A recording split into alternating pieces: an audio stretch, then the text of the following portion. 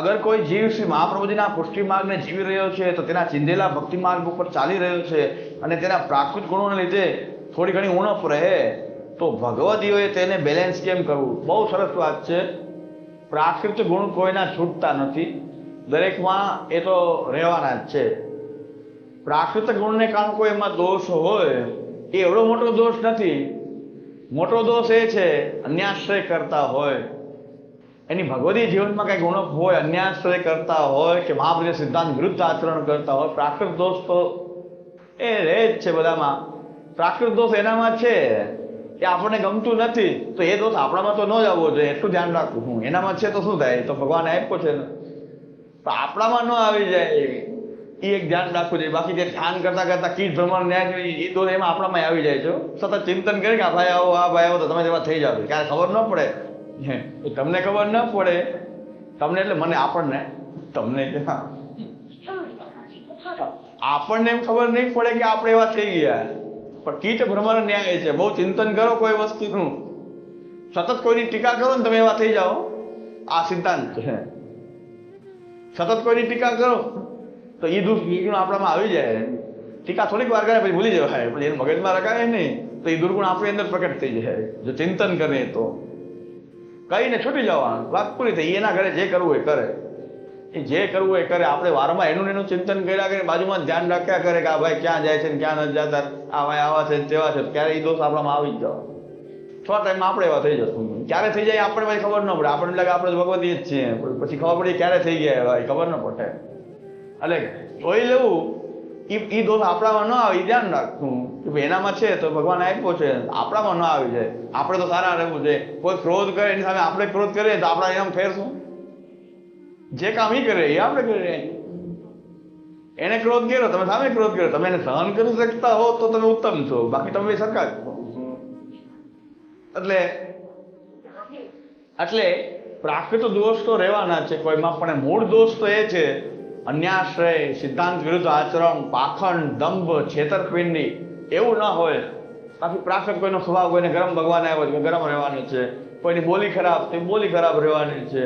પણ ઠાકોરજીમાં ને કોઈ દંભ ન કરતા હોય, ઠાકોરજી ભગવન માર્ગમાં સેવા કથાના માર્ગમાં દંભ ન કરતા હોય, સારું ભગવતી જીવન. એવા ઘણા ભગવતી વૈષ્ણવ હતા અતિશય ક્રોધી હોય, પણ એનો ક્રોધ એનો પ્રાકૃત છે, પણ સેવા સ્મરણમાં કોઈ પાખંડ નથી કે સેવા ઓછી કરે વધારે બતાવે છે, ઓછું જાણે છે વધારે બતાવે છે, કોઈને છેતરે છે, કોઈને એવું નથી કરતા. પણ એનો સ્વભાવ કંઈક ક્રોધિત છે તો એ સહજ એનો ક્રોધ છે, એમાં સહજ રહે. એ આપણામાં ન આવે છે, આપણે ધ્યાન રાખવું છે કે એ દોષ આપણામાં ગ્રહિત ન થઈ જાય. એને ક્રોધ આપણને ખરાબ લાગે છે પણ આપણે પણ કદાચ ક્રોધ કરીએ તેટલા જ ખરાબ લાગે છે. એટલે ગુજરાતીમાં સાવ તો આ સૌરાષ્ટ્રની કહેવતો પછી મારા મોઢામાં આવી જાય છે, પાછું ઘણા એમ કે આ શું, પાછું ભાઈ ભાષાંતર કરો કે આપણો વાહો આપણને ન દેખાય. ગુજરાતી એ કહેવત છે સૌરાષ્ટ્રની કે આપણો વાહો કે વાંસો પીઠનો ભાગ.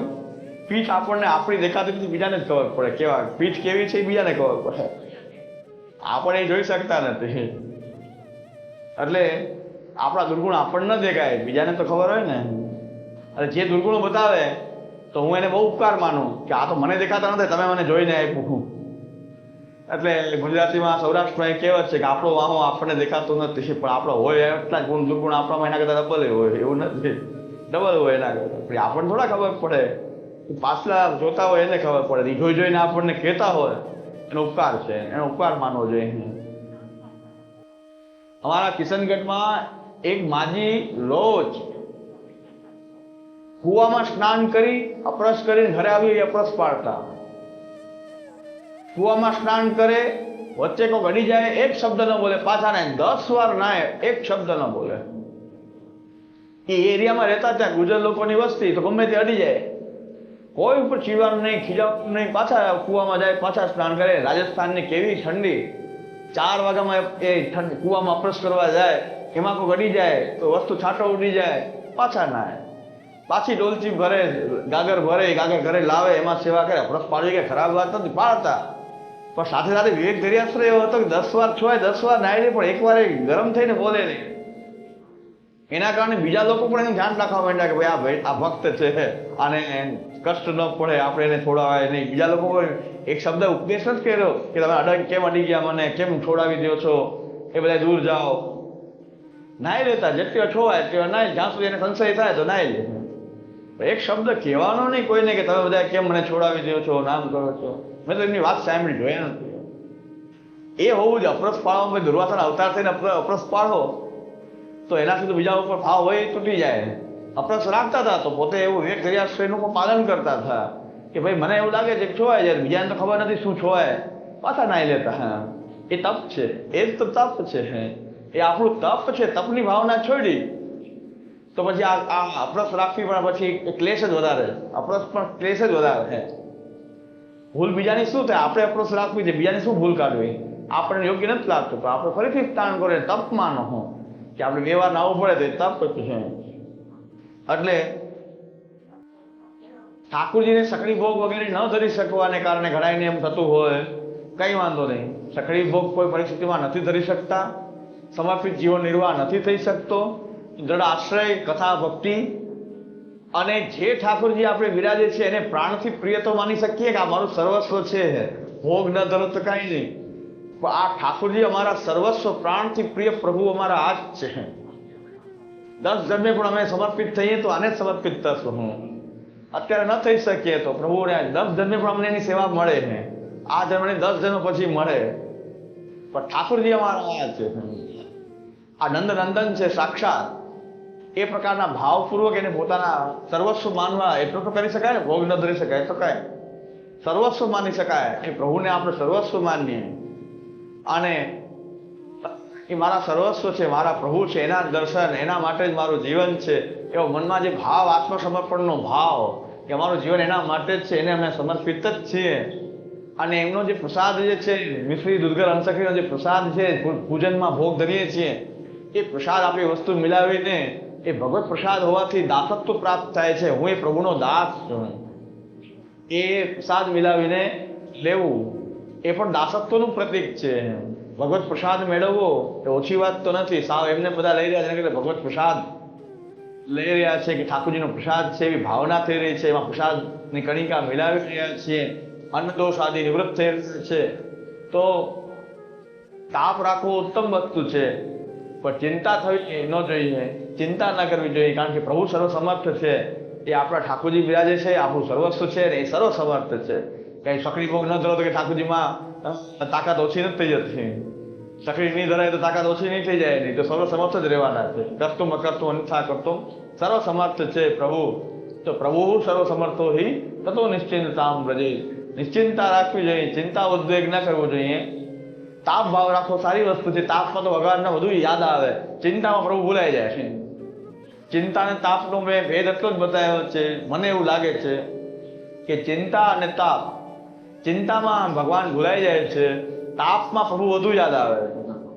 પ્રભુ 10 ગણા યાદ આવશે, 100 ગણા યાદ આવશે તાપ હશે તો તાપમાં એટલો ફરક છે. પ્રભુ ભૂલાતા નથી તાપમાં, અને ચિંતામાં પ્રભુ ભૂલાઈ જાય છે.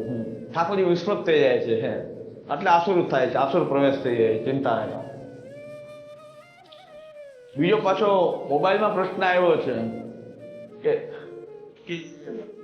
32 અપરાધમાં તરબૂચ લેવાનો તો અપરાધ ગણ્યો છે, તો તરબૂચનું પ્રકરણ પૂરું થઈ ગયું છે. તરબૂચ નથી લેવાતા.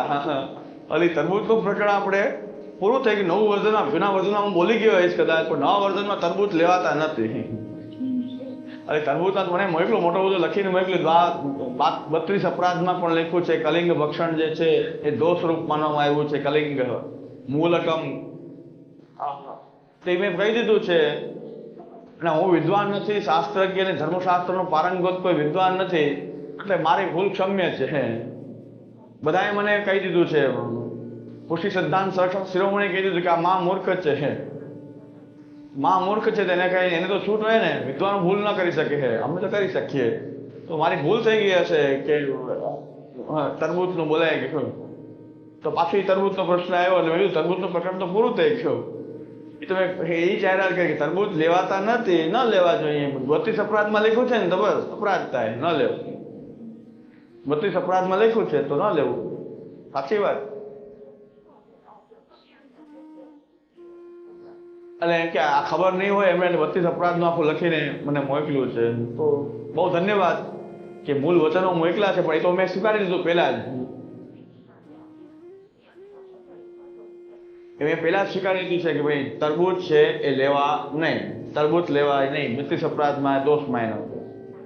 અને બહુ ધન્યવાદ મૂળ વચનો બતાવ્યા એ બદલ ખૂબ ધન્યવાદ. ત્યારે સાંભળતા હોય તો જાહેરમાં કહી દઉં ફરી પાછું કે તરબૂચ વિશે મારી ભૂલ હતી, તમે બધા સુધારી છે, એટલે બહુ ધન્યવાદ. અને આ તમે મોકલું રાજકોટથી મોકલું છે એના માટે પણ વારંવાર ધન્યવાદ. એટલે વૈષ્ણવ જે ધરતા હતા એ ક્યાંય પોતાની મેળે ધરતા હતા, મારા કહેવાથી ધરતા હતા ને. તો પછી એ વિચારા એ કોઈ દોષને પાત્ર નહોતા, એ બધા અપ્રસવાળા મેન્ડ વાળા હતા પહેલેથી, અને કોઈ ધરતા નહોતા. એ તો બધા મારા કહેવાથી જ ધરતા હતા બધા, અને ધરે તો મારું જ નામ દેતા હતા, કાની મારી આપતા હતા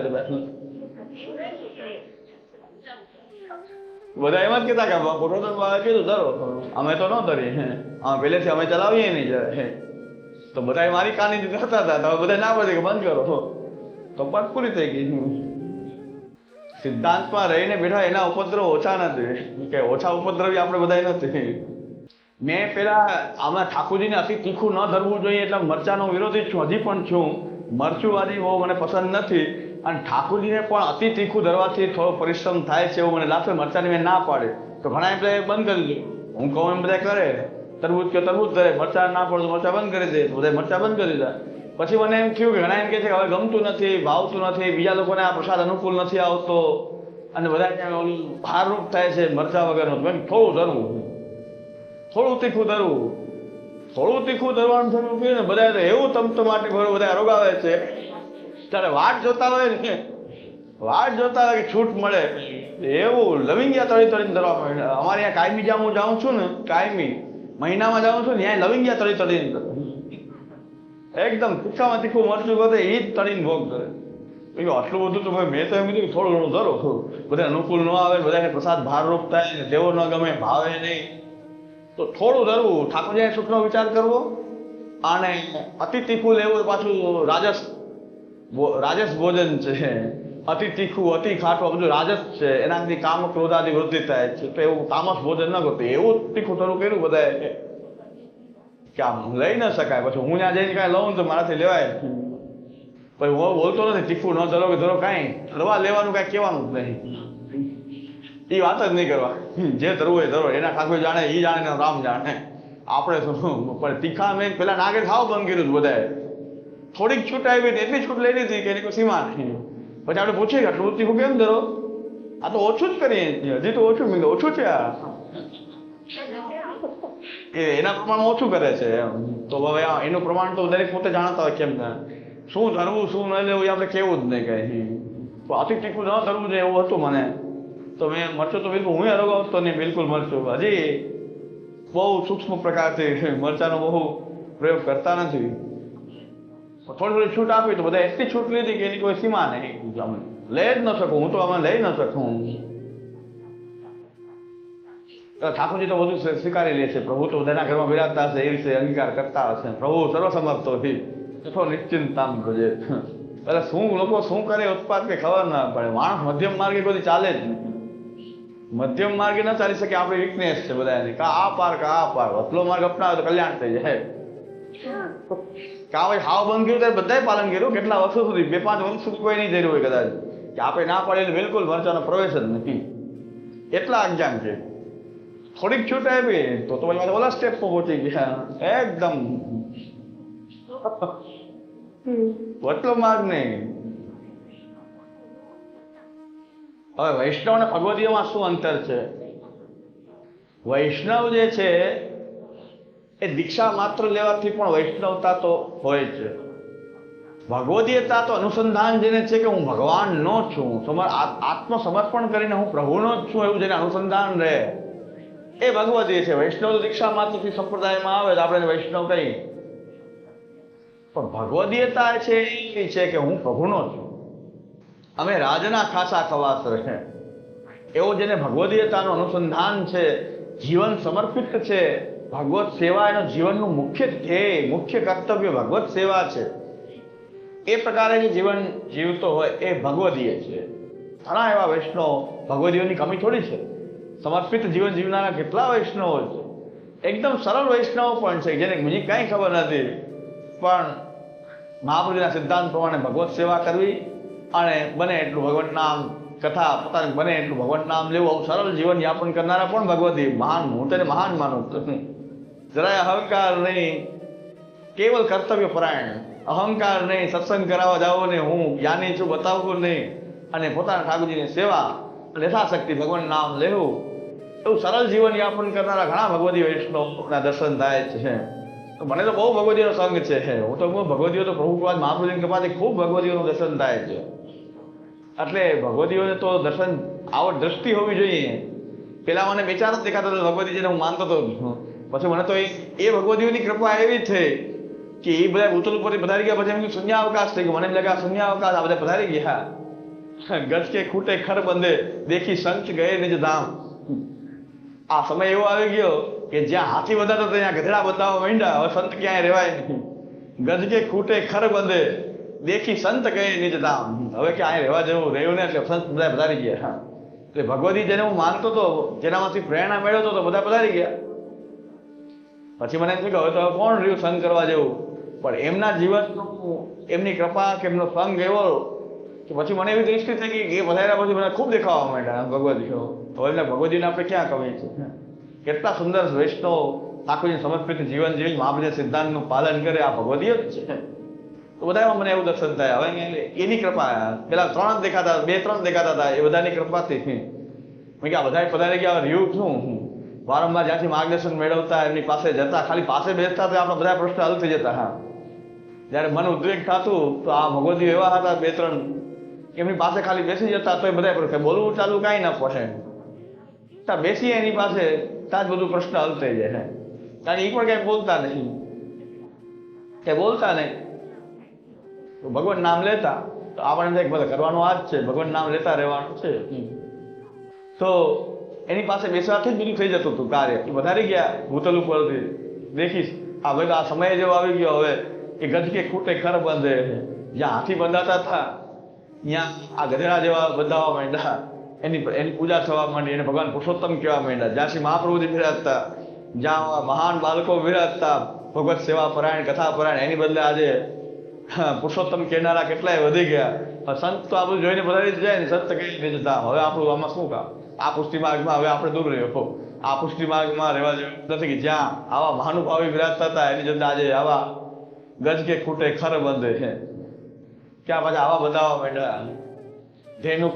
ધેનુકાસુર એને બધા ભગવતી કહેવા માંડ્યા. ધેનુકાસુરોને બધા ભગવતી કહેવા માંડ્યા. હવે તો સાદા સંત તો શું કહે, આમાં આપણે ક્યાં બોલવા જેવું એટલું કાંઈ બધા. એના કરતા હવે નિજધામ જાય, સંત કહે નિજધામ. નિજધામ ન જાય તો પોતાના ઘરના ધામમાં વિરાજી જાય. શું કરે? કઈ બોલવા માથું પછાડવા જેવું કઈ રહ્યું ન હોય તો પછી શું કરે? પોતાના ઘર સાચવીને બેસી જાય. સારા વૈષ્ણવ અત્યારે આ દશા થઈ ગઈ. શું કે બોલે ચાલે નહીં, કોઈ માને નહીં, મેજોરિટી વાં હોય છે, તો શું કરવાનું? હવે ઘરે બેસીને ભગવાન નામ લેવાય. તો એ ઉત્તમ પ્રકાર છે. કારણ કે બહાર જવાની જવાબદારીઓ મોટી કે બધા વર્ક કરતા હતા, એ વર્ક ફ્રોમ હોમ હતું બધાને. ઘરે ગમે ત્યારે કામ કરી લઈએ, ઘરે રહેવા મળ્યું ઘણાને. તો મોટો ઉત્સવ જેવું થઈ ગયું કે આમાં તો બહુ આનંદ આવી ગયો કે આમાં સેવા કથાનો આટલો ટાઈમ ક્યારેય નથી મળતો. પુષ્ટિમાર્ગી જીવનમાં તો કોઈ ડિપ્રેશન જ છે, ઉલટાનો વધારે લાભ લીધો. આ મહાપ્રભુજીની કૃપા કે આપણે કાંઈ ડિપ્રેસ થવાનું આવતું નથી. આ ગજ કે ખૂટે ખર બંધે હોય તો સંત શું કરે? એ નિજધામ પધારે, યા પછી પોતાના ધામમાં ઠાકોરજી પાસે રહે કે બહાર જવા જેવું હવે કાંઈ છે નહીં, જોવા જેવું કાંઈ છે નહીં. આ ભલે મનોરથ થાય, જે થાય, ખમણ ઉત્સવ જે કરવું એ કરે. ખમણ ઉત્સવ ભલે કરે. કાલનો પ્રશ્ન ખમણવા છે, લઈ લઉં હમણાં થોડીક વાર આવી જશે. જે કરવું એ કરી લે. એમાં શું, એ તો એ જ કરવાના છે. પ્રવાહી જીવો બીજું શું કરે? એની માટે આવા જ વિષય એને મળતા રહે, નવા વિષય એને મળતા રહે. આપણે નવા વિષય મળ્યા કરે. ભગવતી પરિશિક્ષણ આ ગ્રંથ જ જોયું નથી, આપણે એવા ગોતીએ કે કંઈક નવું ગોતીએ. ભગવતી પરિશિક્ષણ ગોતીએ, એ બધે નવા ઉત્સવ ગોતે. આવા ખમણ ઉત્સવ ને વૈષ્ણવ અને ભગવતીમાં અંતર આ છે કે જેને ભગવદીયતાનું અનુસંધાન ભગવાનના છે, ભગવાન માટે જીવે છે, પ્રભુને સમર્પિત છે, પ્રભુ સેવા એનું મુખ્ય ધ્યેય છે, કર્તવ્ય છે, એ ભગવદીય છે. પછી એમાં કઈ બહુ સાનુભાવી હોય કે બહુ મહાનુભાવ હોય એવું જરૂરી નથી. બસ ઠાકોરજીને સમર્પિત રહે અને સરળ હોય, સરળતા હોય, આટીબુટી ના હોય, એવી સરળતા હોય જેની અંદર આપણે સરળ હશું તો આપણા પરિવારના લોકો પણ સરળતા આપણે છોડી દીધી. મૂળ તકલીફ એ થઈ ગઈ. સરળતા રાખશું તો પરિવારના સભ્યોને આપણા પ્રત્યે માન થશે કે ભલે આ વૈષ્ણવ જીવન જીવે છે, કેટલા સરળ છે, કેવું સાદું સીધું સરળ જીવન જીવે છે, કેટલા સ્વભાવમાં શાંત વિનમ્ર છે. એની અસર તો પડવાની જ છે. પણ આપણે દુર્વાસાના અવતારની જેમ ઘરમાં રહે કે એ છોડાવી દીધું ને, એ આમ કરી દીધું ને, એ તમે બધા બહિર્મુખો છો, આમ નાહી લ્યો ને આમ કરી લ્યો, બરાબર એકદમ ટોર્ચરિંગ વાળી રીતિ અપનાવી, એના કારણે પરિવારના સભ્યો વિમુખ થાય છે. આપણે ત્યાં તો એકદમ શાંત વિનમ્ર વિવેક ધૈર્ય આશ્રય યુક્ત આપણે રહીએ. મહત્વ ભગવત ધર્મને આપવું, મહત્વ કેને આપવું? ભગવત ધર્મને મહત્વ આપવું. પ્રાકૃત તો ઋષિમુનિઓ જે છે, ઋષિમુનિઓ એના શિષ્યને કહે છે કે તમે મારી પાસે રહ્યા 12 વર્ષ તમે અમારા ગુરુકુળમાં રહ્યા, પણ છતાં અમે મનુષ્ય છીએ, વેદના દ્રષ્ટા હોવા છતાં, વેદના મંત્રનું દર્શન કર્યું છે છતાં પણ ઋષિમુનિએ એવો દાવો નથી કર્યો કે અમારા બધા સદગુણ ભરેલા છે. યાની સુચિંતાની તાની ત્વયા ઉપાસિતવ્યાની નો ઇતરાણી. વેદ કહે છે, આ વેદ જ બોલી શકે, ઋષિ બોલી શકે, સામાન્ય માણસ ન બોલી શકે આ વાત કે તમે અમારી પાસે રહ્યા, વેદ ભણ્યા, બ્રહ્મ જ્ઞાન તમે મેળવ્યું છે, બસ એ તમે યાદ રાખજો.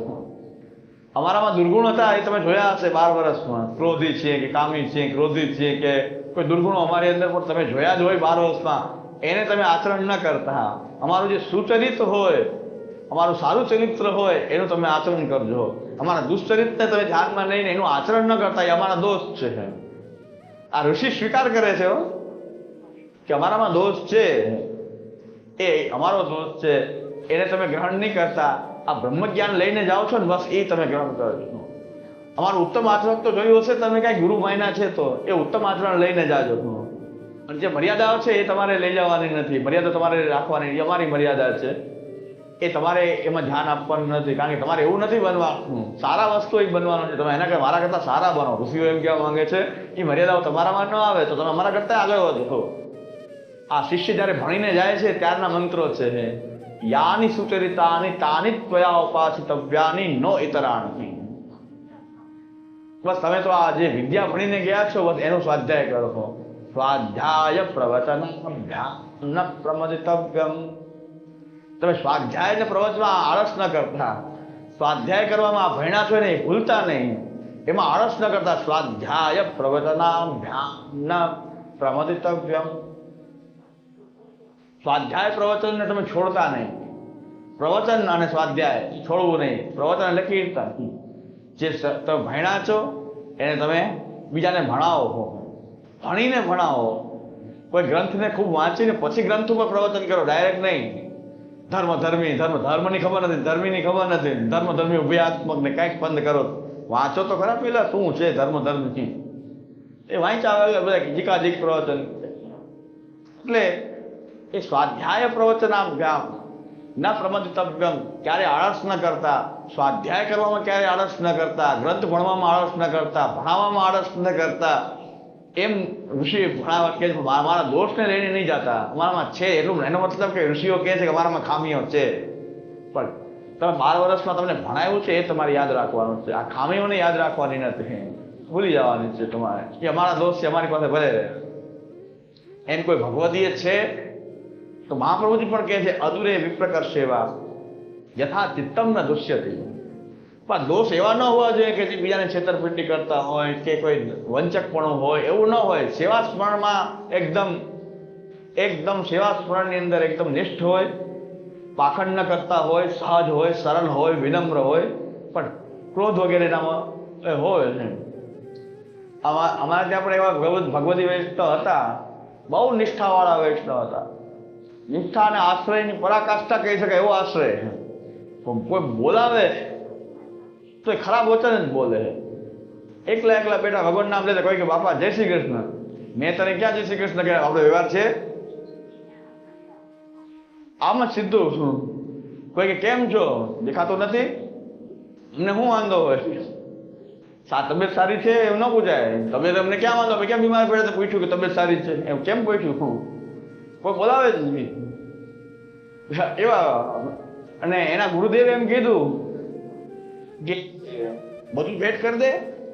મકાન બનાવ્યું, પધરામણી કરી, નવું મકાન બનાવીને પધરામણી કરી કે મકાન ભેટ કરી દે તો સાચો કહેવાય. કે મકાન શું, આ ખાલી કપડાં, પહેરેલ કપડાં નીકળી ગયા, બધું આપને ભેટ, જાઓ નીકળી ગયા.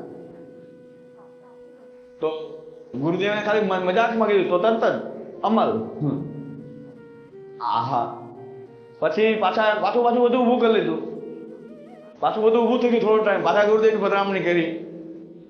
ત્યાં ગુરુદેવે કીધું કે ઓલું તો ઝૂંપડી હતી ને ધરતી હતી, આ બંગલો ધર તો સાચું કહેવાય. તરત જ આ ધૈર્યું પાછા નીકળી ગયા. આ ધૈર્યું એમાં શું મોટી વાત છે, પથ્થરમાં શું છે? આવો ભગવદ આશ્રય. તો આ ભગવદ આશ્રય આવું ભગવદ આશ્રય પણ બોલી ચાલી એટલી ખરાબ કે બોલાવ્યા ન થાય, એમ કહેવાય ને બોલાવ્યા ન થાય. તો